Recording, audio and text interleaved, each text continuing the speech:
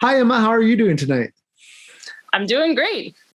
Great. Well, this is Emma Larkins. She has designed Abandon All Artichokes, as well as the upcoming Starry Night, which I got to check out at Gen Con this past summer of 2022. And she's designed several other little games like Squabbling Goblins from Button Shy, right?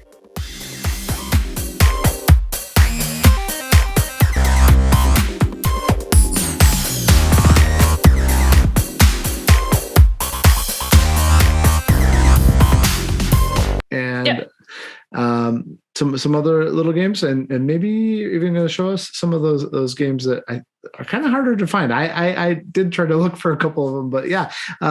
So been doing game design for a few years, and was also on the Ludology podcast for a while too. So thanks for being here tonight, Emma. Thank you so much for having me. So I thought it'd be fun to start with a silly little quiz about vegetables. But before, well, you can say whatever you want about artichokes, but I do I understand it correctly that you hate artichokes in real life too? Is that right? No, Okay. I have nothing against artichokes. I like artichokes. I like eating them. It's funny because I get asked this a lot, or I just see people talking. I was like, what does this person have against artichokes? And I never really came at it from that direction.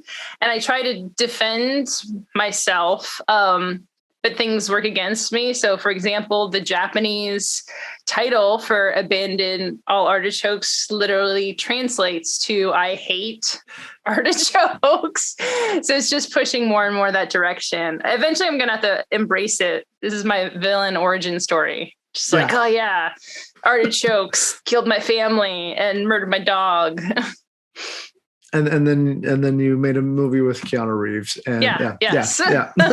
My dream, yes. All right. No, I mean, it is true that they're poisonous if you don't harvest them at the right time. So that's important, right? So really, I didn't know that. Oh, really? Oh, yeah. Because if they actually fully turn into the flowers, then they're just a thistle, right? They're just a thistle with poisonous stuff in them. Yeah. Anyway. Okay. Good to know. Okay, so here's the first question, and it's random, and if you know, I'm going to be amazed, but we'll see what happens with it. But what is the fourth most produced vegetable in the world? Is it carrots, potatoes, or peas? Oh gosh, fourth most. Carrots, potatoes, or peas. I feel potatoes are used in a lot of things, like potato starch and stuff. So I feel like they're higher up there. Peas also. I'm gonna guess carrots. It was actually potatoes. So like, yeah. I have no idea whether the source I used or not was right, but they said there's about 350 million tons of potatoes every year produced. Wow. Right. That's a lot. That's a lot of potatoes. Yeah. Yeah. Next one is so this one's about carrots. When were orange carrots widely introduced? And well, we'll talk about that more in a second. Was it the 17th century? And was it political? Or was it the 15th century from India? Or was it the 18th century to battle scurvy? Oh, good question. You're saying introduced, so I would guess that as a root vegetable, they started out kind of plain colored, like many other roots. There's the beta carotene in them. Scurvy, the 1800 scurvy, is that? No, I just threw that in there to be completely silly because or oranges and scurvy. Yeah. That's the one I guessed. yeah, right. Okay, no, you got me. Well, the Dutch try to claim it as an homage to William of Orange in 1721. But that's kind of debated. But it was definitely early on that the Dutch were doing something with white and purple carrots and mixing them to make them probably to make them more commercially viable. It's weird. It's weird. So William of Orange and the Dutch and carrots. So, anyways, fascinating. And then finally, Jerusalem artichokes is where I thought we would end. What is the other name for a Jerusalem artichoke? Are you familiar with them? That they're actually a tuber vegetable, kind of. Yes. Yeah. Mm.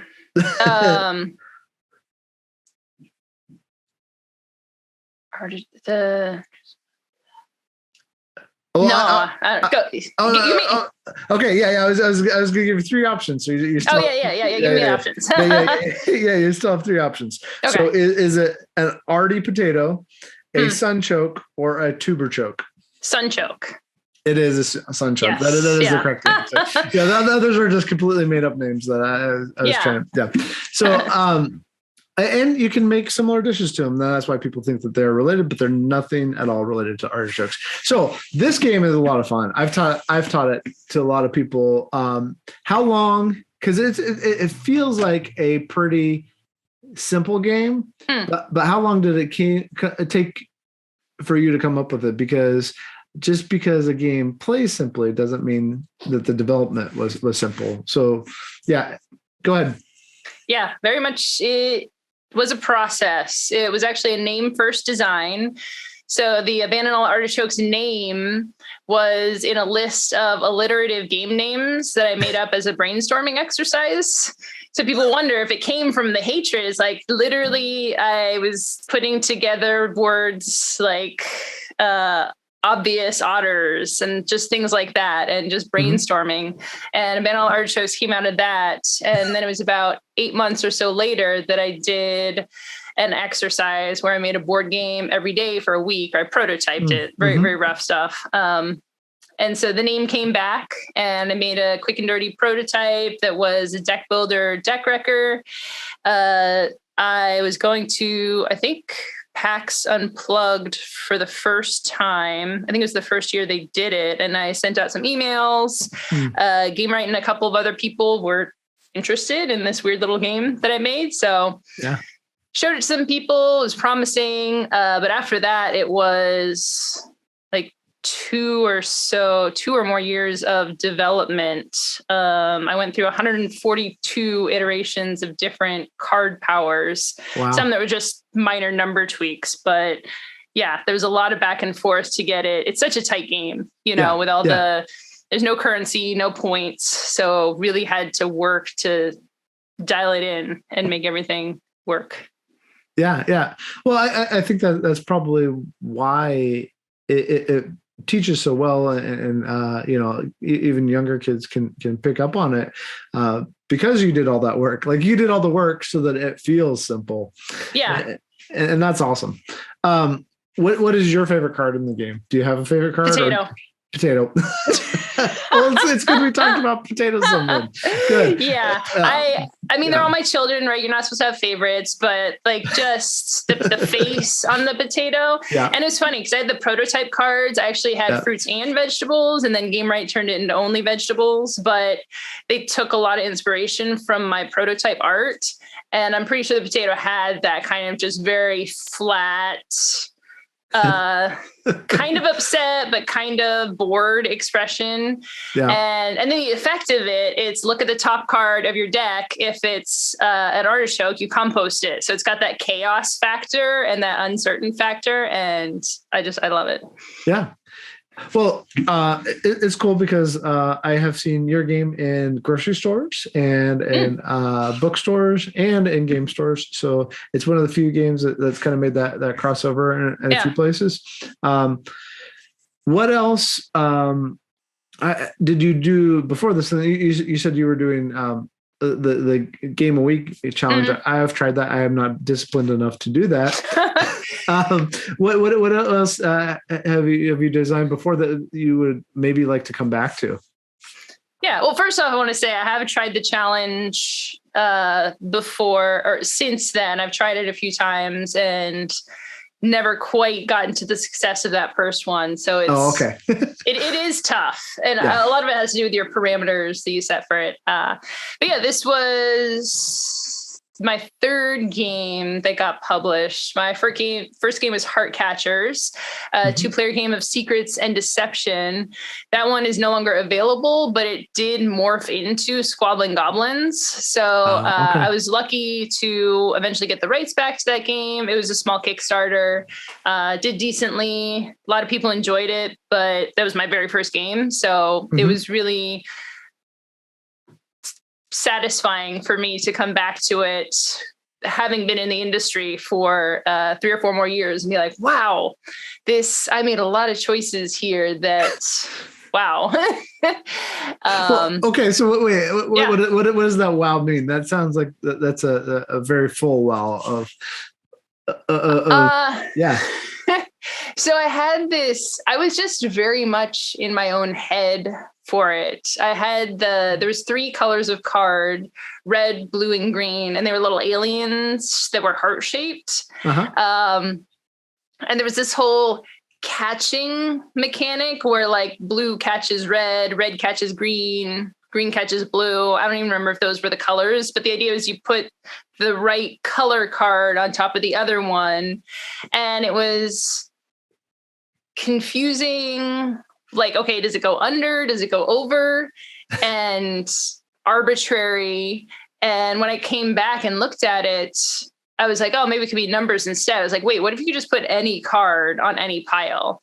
And the game, it opened things up and it worked very similar. It had still the similar vibe to it, but just really opened up the strategy and the interest of the game. And when we published the game, I was like, oh, this is pretty good. This is done. So it's just, it's really interesting to come back to something, and you never know, like a game when it gets published, sometimes you're like, yes, this is the perfect version. Sometimes you're like, yes, good. We'll see how it plays out when it hits the public. But it's weird to come back and be like, and to see things so clearly through the lens of a few more years. Yeah. I mean, did you get that sort of feedback on the original game, or is this just mainly the fact that you're the wizard behind the curtain now more than you used to be? Yeah, I think there was some minor confusion. Some players had some confusion, like I said in the rules, how it worked. So it was all there, all the pieces of it were there, but when people were playing, they would get confused by it. And as a designer, there's always kind of this interesting tension. If you ever see people get confused, is that okay? Is this game just not for those people? Is it something that's powerful or important or fun enough in the game that, because every game is going to confuse someone, especially I make lighter games. So a lot of people who don't play a lot of games come to them, and sometimes that confusion can be good. Like in Artichokes, learning a deck builder is a huge hurdle for some people who've never played games before. But then when it clicks, it's so satisfying. So having a little confusion there is worth it in the end. So it's, as a designer, you kind of got to piece out which areas of confusion are okay and which are actually people telling you, no, this could really be said and done in a better way. Yeah. So that was your first, and then what was your second game? Go ahead. That was in Then We Died, a cooperative storytelling game where you play as ghosts trying to figure out how you all died together. So you can move on to the other side. And that was a weird game that kind of came to me in a dream. I don't really like I like spooky things. I don't like scary things. So I'm like, oh, I'm going to make this game about death. It's kind of weird. But as it evolved, it's a little spooky, mostly funny, and really kind of fun and introspective, and makes people kind of see things from a different perspective. And I think that one I actually submitted to the Cardboard Edison contest, I think. Oh, okay, cool. Yeah. And I found then one of the judges was the person who would eventually become the publisher. Released that at Essen, 500 copies, my first time at Essen. So that was super fun. Yeah. That one, unfortunately, the publisher eventually went under, but I did get the rights back to it. and I have some exciting future plans for it. Nothing I can announce yet, but hope to announce in the near future, potentially PAX Unplugged. That'd be awesome. Yeah. Are you going to are you going to be able to play the game with people there at PAX Unplugged, even if you can't announce yet? I'm going to. I'll have it and then we died there. It's mechanically very similar to And Then We Died, because it was always a great game. It's very near and dear to my heart. The big thing, like the packaging and the art style. They worked for what it was, but I think to reach a broader, it was tarot themed with using the art from one of the original tarot decks, which is open source now. What's the Creative Commons, whatever the term is. So, and it is like cool, but I'm like, I think we could step this up a little bit. So hoping to just make some polishing upgrades and re-release it. Very cool. Very cool. So do you see a game like that as being more part of the board game, card game world, or more part of the RPG world, or do you see it as kind of bridging the gap between the two, because the focus is on storytelling? How do you see a game like that? That's a great question. I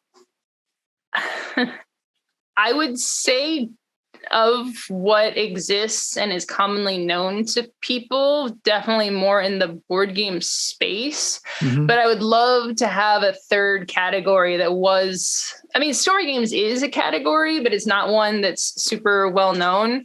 And RPGs are just, even the simplest RPG, even like a 2-page RPG, something like Honey Heist or whatever, there's still a lot going on and a lot of kind of background knowledge that's super helpful for even being able to get into that space. I think as someone who is pulled into D&D with a lot of people who knew a lot more than me, it was a fun experience, but again, a lot. And I think a lot of people want to tell stories, and get into RPGs because of that. And some people that works for them, but I think there's a lot of people who end up a little frustrated just because of the level of commitment usually required for that. And I think story games can really, really be things that anyone can jump into. So just simple ways to tell stories together. I think it's a really cool design space. Yeah, absolutely. So Starry Night, that's all done, and that's coming out. When is that going to be released? Soon, TM. Okay. No, I just had Matt Melendez on the podcast, and that I don't know when I'm going to get yours released, but he was just talking about like he's having tons of fulfillment problems. So yeah. Go ahead. Yeah. Supposed to be, bring it up here. We have the pre-production copy. So we do have we've got the art, we got the shiny on everything. I think everything is pretty much nailed down as far as the design goes. Last I heard was Q1 2023. But that seems very soon for not having heard more in the last couple of months. And I think most publishers are going through this right now, and most designers are going through this right now. Not just delays, but shifting timings for things. And I'm very excited. I'm very patient. I'm working on my patience here because I'm just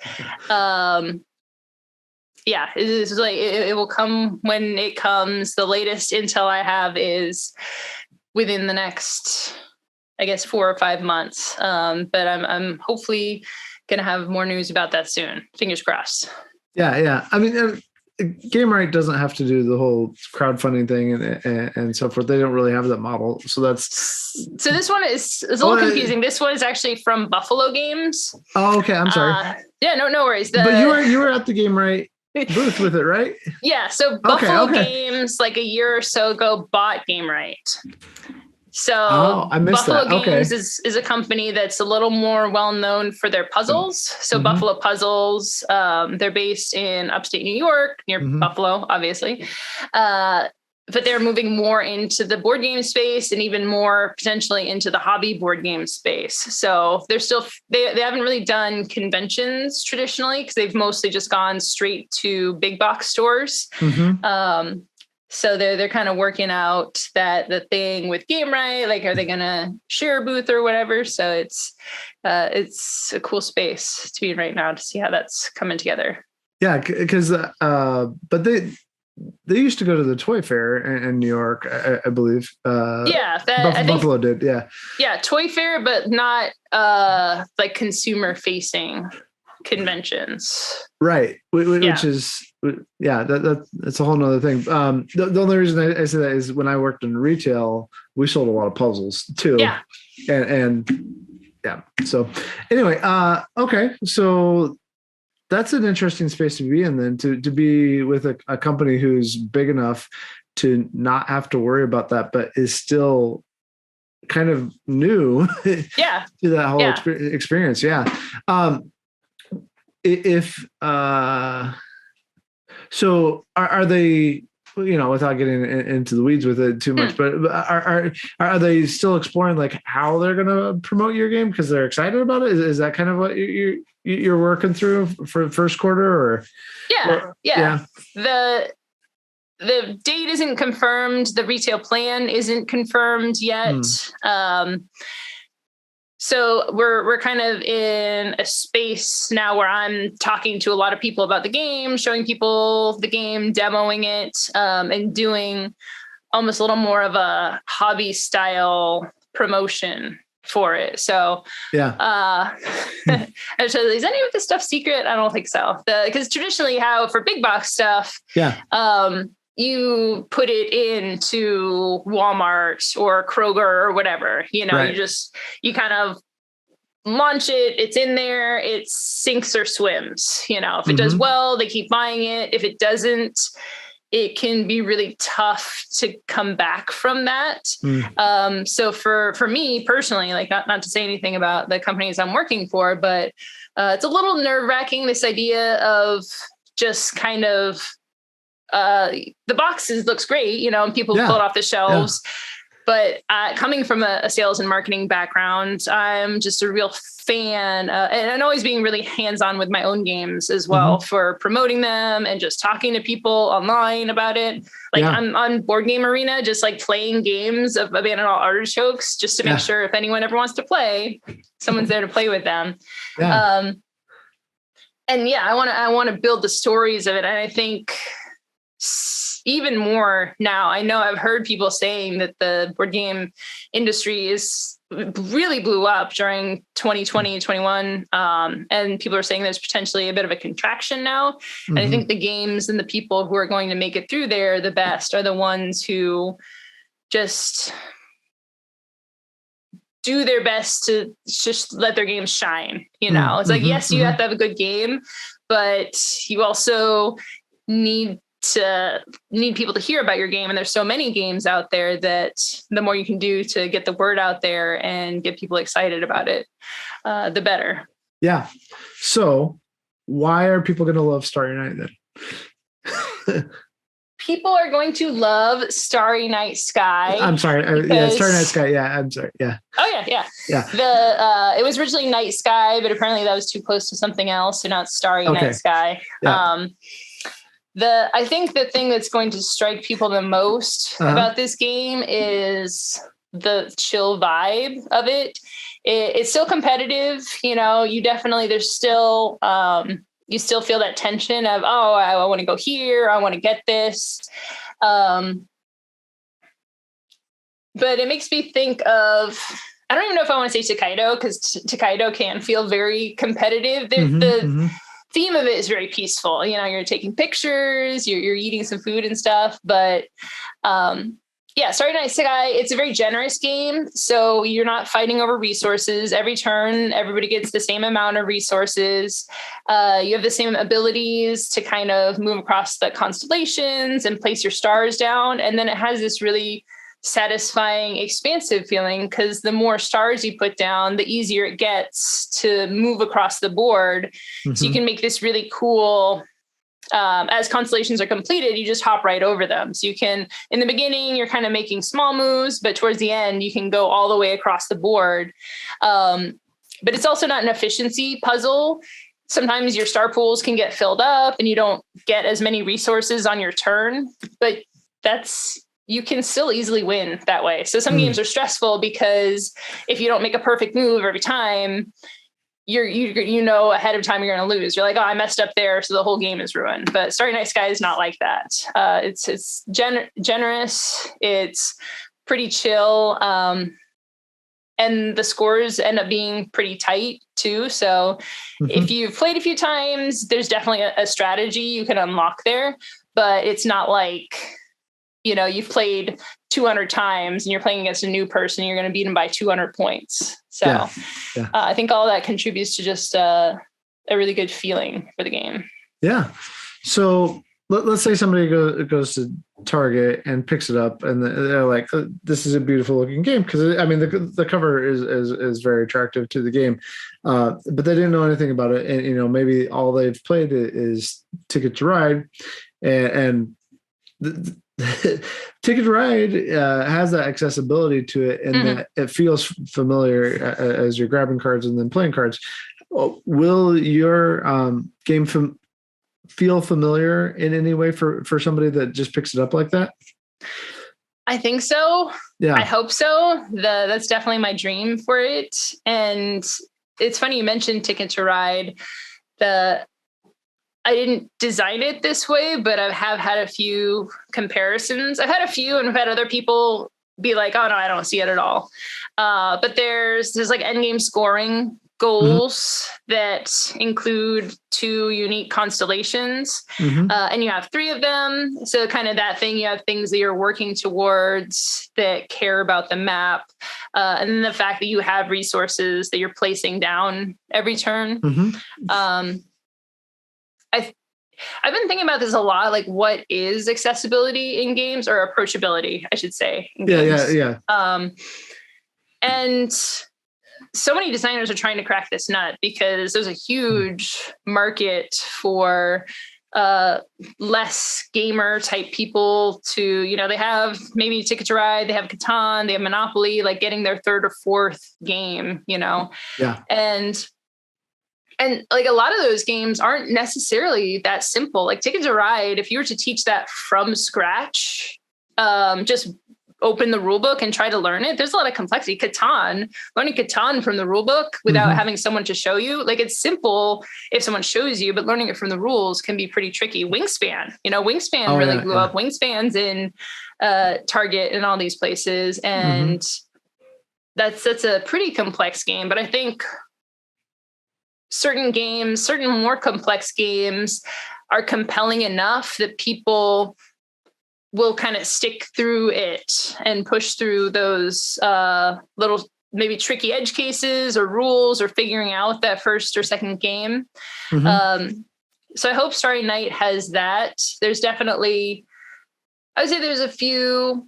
The core of it is simple. You move along the line to a space, you match, you have a red star in your star pool that you put it on a red star in the board. Every star you place gets points.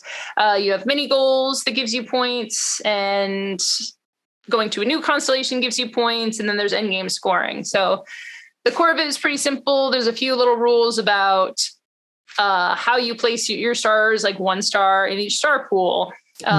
Or if you go to a constellation that was already started, you get a bonus move. So there's a few things that could trip people up. So I'm hoping that I haven't seen a blind play test where they learn from the rules in action yet, which is always kind of the test, but yeah, fingers crossed. Yeah. Who has influenced you? I mean, it sounds like as you did this, you've made some specific choices to get to Starry Night from your earlier designs. Who has influenced you as a designer in the last couple of years? I would say Phil Walker Harding for sure. the way he's created designs such as Sushi Go, that are simple and yet still strategic, I think has been really, really great to see that you can make some games that are they can be fun for non-gamers or for gamers alike. And that's something that we can still pull out with different people. I think the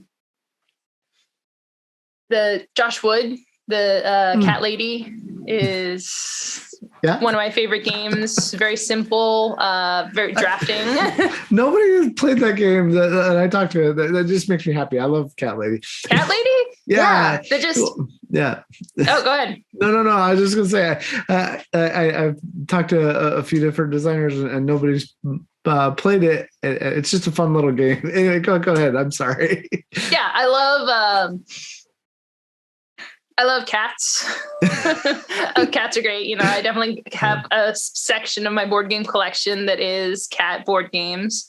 But this one really, really hit the nail on the head with just you have take a row or a column. Again, getting that just simplicity and generosity in games where every turn you're going to get stuff.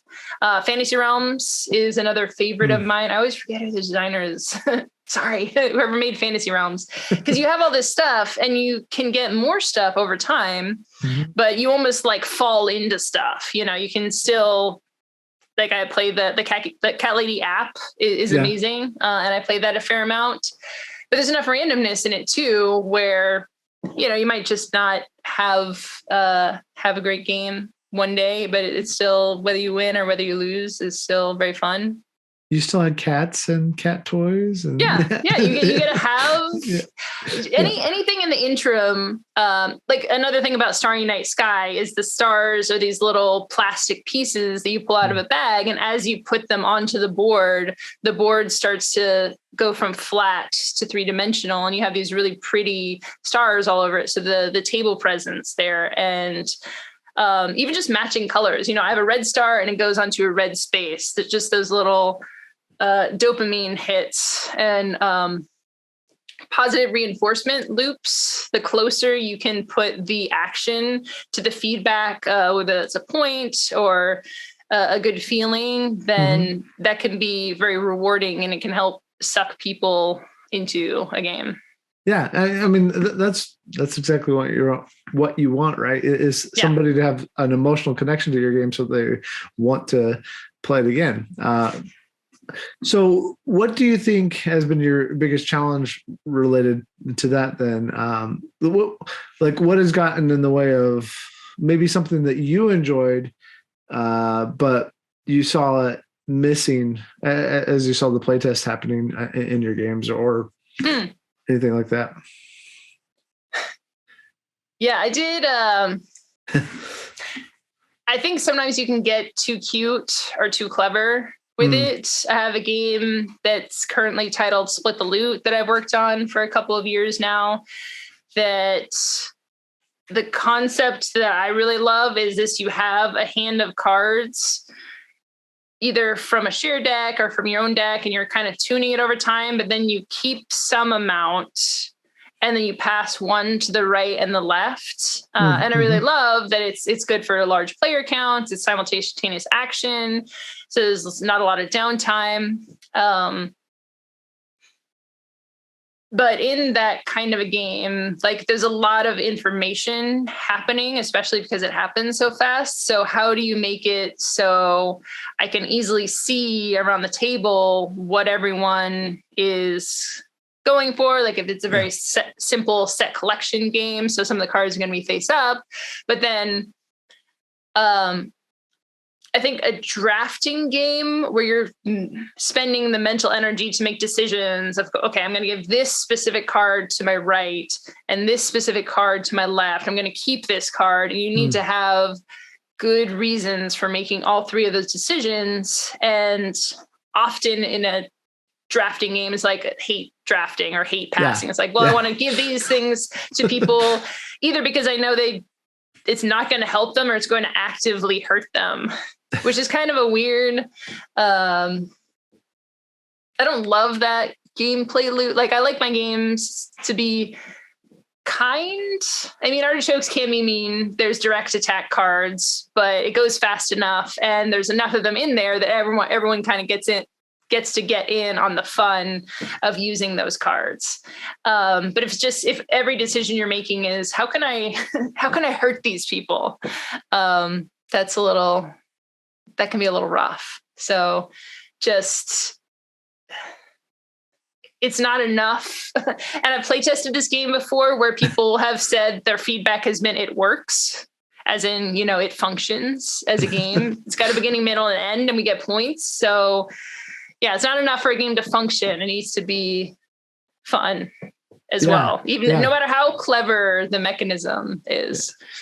Yeah, I really like that you've talked about kindness a couple of times. What would you say is so not one of your games, but from somebody else, a game that you've experienced maybe at a convention or at your local game group that you're like, you know what? I enjoyed the experience. I don't care that I lost it all, but there was kindness in that game. What would be a game like that for you? That's a good question.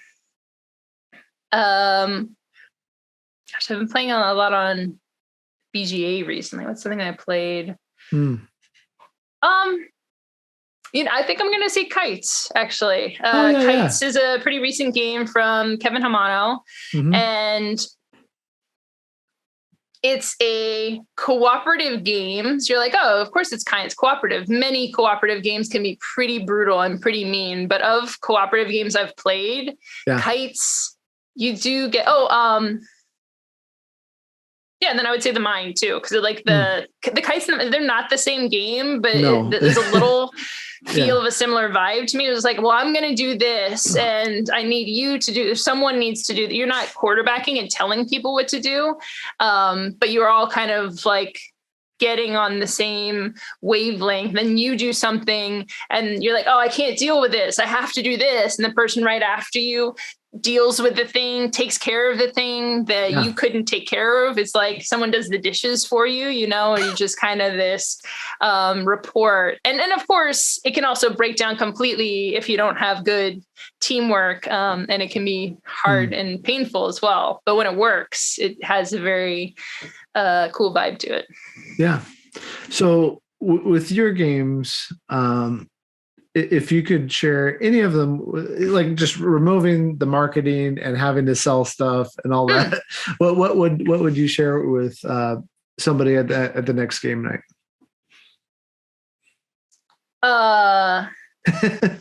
If I was going to, sorry, I don't really understand the question. Oh, so sharing one of your games. Okay. And so you don't have to worry about selling it. The selling is completely gone. It can be in print, out of print, still a prototype or something that you wish could get made, but it's probably the components are weird enough that you're not sure that any publisher would pick it up, whatever in that whole range. Okay. Yeah. Yeah. Okay. I'm going to say, and it's not even like a game really yet. It's more of just an ideal. It's called Have You Had Enough Cheese? And it's based on this idea that you go to a dinner party and the hosts have too much cheese. They bought all this cheese and they need everyone to eat the cheese. So they're going around, offering people cheese and saying, have you had enough cheese? The closest I got to it being a game is I was thinking of a meta game or a convention game where you have these cheese cards and different people at the convention have cheese cards, but you can't ask anyone for the cheeses that you need. All you can do is offer your cheeses to other people. So that's, I've got not really a mechanic and I've got an idea of the theme or aesthetic that I'm going for, but it's because every time I've tried it, it's become like a game. It's like, oh, well, there's numbers and there's like, so I'm trying to find a way to get that vibe. Yeah. But it's tricky. I almost feel like that could also just be a party game that you let people know about beforehand, before coming to a party, of like, hey, we're going to have all these cheeses here, and maybe or maybe not limited quantities, and then like you could play it with actual cheese too. Oh my gosh. Yes. Because all this, the cheese is cards in the version that I'd worked on. So, but the idea of giving people actual cheese, yes. And playing a game. Jen Sandercock is a really cool designer who makes food-based games, and she made a cookbook and did a Kickstarter for it with recipes, both for making the food and then for playing the games. And I got a play test her games a few years ago at Shucks. So yeah, more food-based games for sure. So what cheese would you be looking for? I like an Edam or a Gouda, not smoked. Smoked is any smoked cheese just is too not in cheese. Keep it in the meats, not in the cheeses. But like creamy, not quite brie soft, but like kind of soft and creamy and nutty and flavorful is and blue cheeses can be good too, but they're very potent. So I'm looking for something a little mellower. Yeah.